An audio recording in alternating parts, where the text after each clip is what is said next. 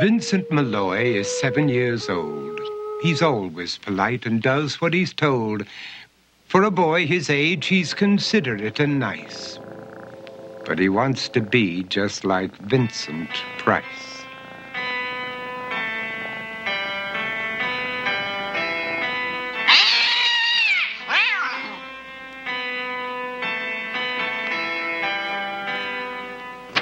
He doesn't mind living with his sister, dog, and cats, though he'd rather share a home with spiders and bats.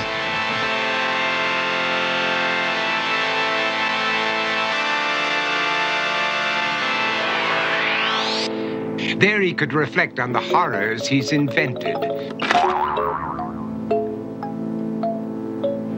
and wander dark hallways alone and tormented.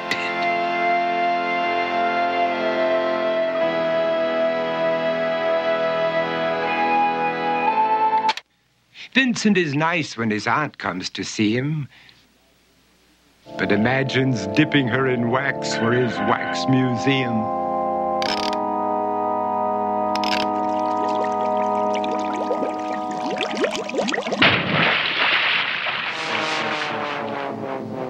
He likes to experiment on his dog, Abercrombie, in the hopes of creating a horrible zombie. So he and his horrible zombie dog could go searching for victims in the London fog.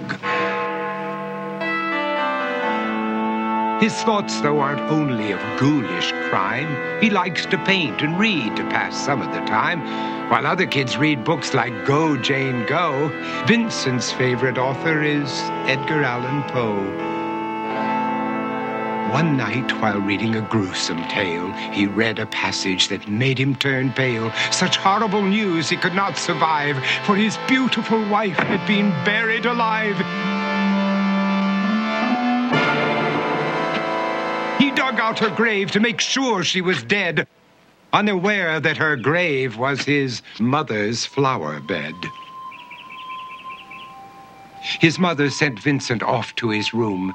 He knew he'd been banished to the Tower of Doom, where he was sentenced to spend the rest of his life alone with the portrait of his beautiful wife. While alone and insane, encased in his tomb, Vincent's mother burst suddenly into the room. She said, "If you want to, you can go out and play. It's sunny outside and a beautiful day."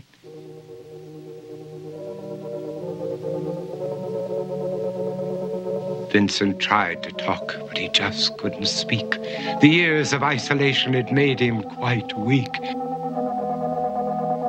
So he took out some paper and scrawled with a pen, "I am possessed by this house and can never leave it again."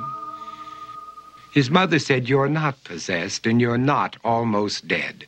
These games that you play are all in your head. You're not Vincent Price, you're Vincent Malloy. You're not tormented or insane, you're just a young boy. You're 7 years old and you are my son. I want you to get outside and have some real fun." Her anger now spent, she walked out through the hall. And while Vincent backed slowly against the wall, the room started to sway, to shiver and creak. His horrid insanity had reached its peak. He saw Abercrombie, his zombie slave, and heard his wife call from beyond the grave. She spoke from her coffin and made ghoulish demands, while through cracking walls reached skeleton hands.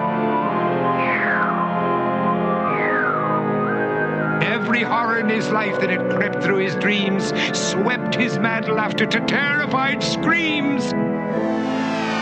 To escape the madness, he reached for the door, but fell limp and lifeless down on the floor.